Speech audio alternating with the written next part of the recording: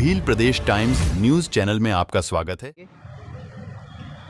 अभी तक जो ये फर्जी मुकदमे चल रहे हैं, आपके लगभग कितने कैंडिडेट्स इनके अंदर फंसे होंगे?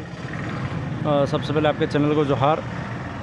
कैंडिडेट्स की बात ये जो धरना प्रदर्शन चल रहा है, सबसे पहले तो मैं ये कहना चाहूँगा कि मुकदमे जो हुए हैं फर्जी बता रहे हम कह रहे हैं, और फर्जी बिल्कुल है। ये इसलिए फर्जी है कि एक ही व्यक्ति पे 10-10 मुकदमे हुए हैं, समय एक है लेकिन स्थान बदल जाता है। तो इस आधार पर बहुत सारे यहाँ पे लगभग सैकड़ों हज़ारों विद्यार्थी थे, युवा थे, इनके ऊपर मुकदमे इन लोगों ने किए हैं। और जो लोग आज ज़िंदा ही नहीं, उस समय जिस वक्त ये जो कांड हुआ उस वक्त लोग ज़िंदा ही नहीं हैं, उन लोगों के भी नाम हैं। कुछ लोग गुजरात है, कुछ विदेश से, उनके भी नाम हैं। और बहुत सारे साथी प्रशासन के साथ में है, उनके भी नाम है। जब प्रशासन के साथ में जो चल रहे हैं उनके भी नाम है, शांति वार्ता में मौजूद है, उनके भी इस मामले में नाम है, तो प्रशासन के भी होने चाहिए थे नाम।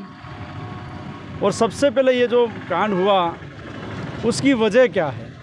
अगर सरकार शांतिपूर्ण तरीके से विद्यार्थी 1167 जो सीटें हैं उसमें हमें नौकरी दो की मांग कर रहे थे, और जो व्यक्ति इस धरती पर जन्म लेता है उसका अच्छी शिक्षा प्राप्त करना और शिक्षा युक्तानुसार उसको रोज़गार दिलाने की सरकार की नैतिक जिम्मेदारी है। अगर सरकार ने उसकी नैतिक जिम्मेदारी पूरी कर दी होती, 1167 सीटें हैं उस पर विद्यार्थियों को नौकरी दे दी होती, तो ये चीज़ें आज होती नहीं, धरना होता ही नहीं। अगर सीटें भर देते ही ये लोग तो धरना होता ही नहीं, और धरना होता ही नहीं तो आगे बढ़ता नहीं लगातार, और वहाँ तक पहुँचते नहीं लोग। तो अब ये जो 1167 सीटें हैं, ये नौकरी मिलने के कोई चांसेस? अब सरकार से लगातार हम मांग कर रहे हैं। अब सरकार पर निर्भर करता है कि सरकार किस नज़र से देखती है। लेकिन अगर सरकार में नैतिकता बची है और मानवता है और एक अपनी जिम्मेदारी समझते हैं कि नागरिक होने के जनता और प्रजा शासन और जनता के प्रति अगर कोई एक नैतिक जिम्मेदारी समझते हैं तो उनको मौका ये देना चाहिए। 1167 सीटें हैं, उनको भरनी चाहिए। यहाँ के नेताओं का कहना है कि जो मामला है वो हाईकोर्ट में चला गया है, तो क्या वह इसके लिए कोई सुनवाई? हाईकोर्ट में चला गया है तो उसकी सुनवाई चल रही है, लेकिन फिर भी हम जब सरकार में बैठे हैं लोगों से कहना चाहेंगे कि वो कोर्ट तक गया है मामला, तो पहले वहाँ तक पहुँचा क्यों? तो उसमें पैरवी कहीं न कहीं सरकार करे, यहाँ का जनप्रतिनिधि करें, और जनप्रतिनिधि इसकी पैरवी करें। और यहाँ के जो विद्यार्थी फंसे हैं, जो युवा फंसे हैं, जिनका भविष्य कहीं न कहीं खतरे में जा रहा है, तो उनको राहत दिलाने का काम करो, उनका भविष्य सुरक्षित करने का काम यहाँ के जनप्रतिनिधि और सरकार का काम है, वो सरकार करे अपना काम। ऐसी आगजनी और ऐसी उपद्रव के मामले में जो आगे आने वाली पीढ़ी है उनको क्या कहना चाहोगे आप?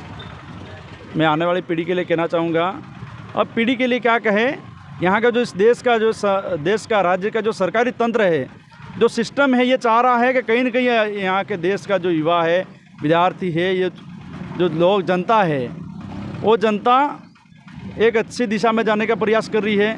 लेकिन सरकार में जो बैठे लोग, कुछ लोग बैठे हैं जो कहीं ना कहीं भटकाना चाहते हैं, सही राह पर जाना चाहते हैं तो उनको ले जाने चाहते हैं, क्योंकि अपने हितों का साधना चाहते हैं। उनके अपने चहेते कुछ लोग हैं, उनका भरण पोषण करना चाहते हैं, उनको ऊपर बढ़ाना चाहते हैं, उनका परवरिश वगैरह जो उनके जो साथ सहयोग देना चाहते हैं, जिसकी वजह से आम जनता पे थोप रहे लोग।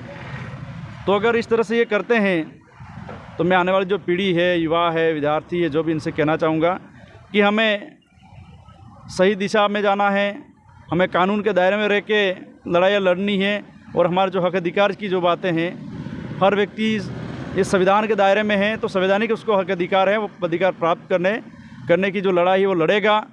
लेकिन सरकार के जो हथकंडे हैं उसको भी ध्यान में रखते हुए लड़ाई लड़े, ऐसी मैं सबसे कहना चाहूँगा इन युवाओं से।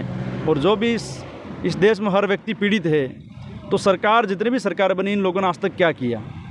सरकारों की नैतिक जिम्मेदारी बनती थी कि एक जनप्रतिनिधि बनता है, उसकी जिम्मेदारी होती है कि जिस निर्वाचन तरह से जीत के जाता है उसमें निवास करने वाली तमाम प्रकार की जनता है उसकी सुरक्षा। लेकिन सरकारों का तो कहना है हम हमारा काम कर रहे थे, लेकिन उपद्रव तो तुम्हारी ओर से ही हुआ है, काकरी डूंगरी वाला, तो उसमें आपका क्या कहना है?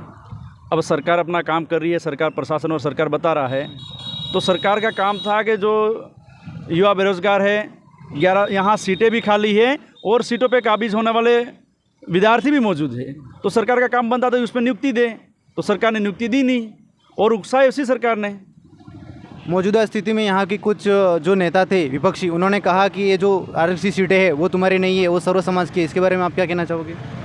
अब मौजूदा सरकार के जो लोग उस समय थे कि ये आरक्षित सीटें नहीं है, तो सीटें ये ओपन कैटेगरी की है, तो ओपन कैटेगरी में सारे लोग जाते हैं। तो ये हमारे पास जो एसटी के विद्यार्थी थे वो पात्र थे, आदिवासी विद्यार्थी पात्र थे, तो उसमें इसकी गाइडलाइन में ये है कि अगर पात्र विद्यार्थी अवेलेबल है और ओपन कैटेगरी की सीटें हैं तो उसमें उनको मौका दिया जा सकता है।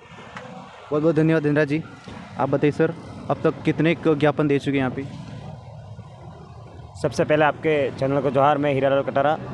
अभी तक हमने ये 131वां धरना चल रहा है और उस मुताबिक 131 ज्ञापन हम दे चुके हैं। सरकार से कोई उम्मीद कि वाकई में ये हमारे जो धरना प्रदर्शन प्रणाली है वो कभी न कभी खत्म होगी, इससे कोई आशा?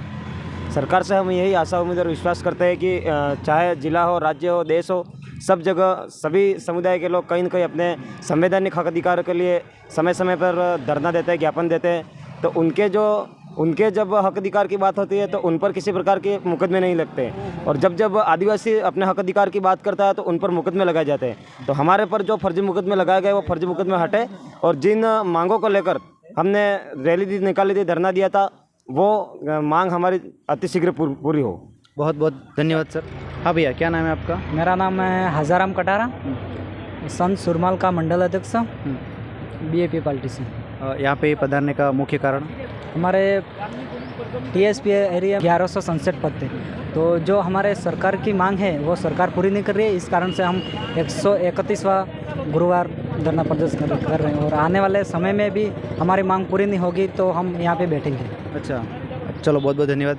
हाँ जी, ये जो टीएसपी का जो मामला है, हर हमेशा छोटी मोटी भर्तियाँ होती है और कहीं ना कहीं अपने जो बैकलॉग पद होते हैं वो कहीं कम बढ़ते हैं या ज़्यादा होते हैं, तो या क्या ये समस्या हर भर्ती में होती है या फिर इसी भर्ती में हुई है? सबसे पहले आपके बिल प्रदेश टाइम चैनल को जोहार सर। मेरा नाम वासुदेव कटारा है, मैं जिला सदस्य डोंगरपुर से। ये जो है वो क्या है कि अपने साथ ही ऐसा हो रहा है, एसटी समाज के साथ ही ऐसा हो रहा है, जो कि अपने लोगों में भी थोड़ी बहुत कमियां रहती हैं।